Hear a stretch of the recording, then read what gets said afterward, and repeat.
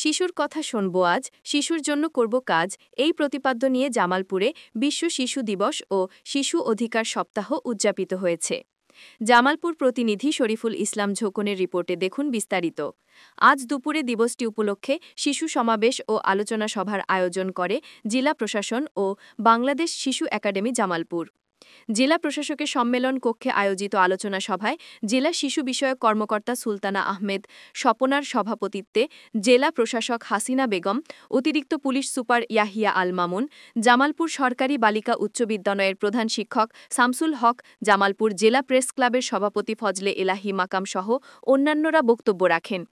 এ সময় বক্তারা বলেন, পড়াশোনার পাশাপাশি শিশুদের শারীরিক ও মানসিক বিকাশের জন্য খেলাধুলার সুযোগ দিতে হবে। ১৮ বছরের আগে শিশুদের স্মার্টফোন ব্যবহারে অভিভাবকদের সতর্ক হওয়া ও শিশুশ্রম রোধে সরকারের তৎপরতা বৃদ্ধি আহ্বান জানান বক্তারা।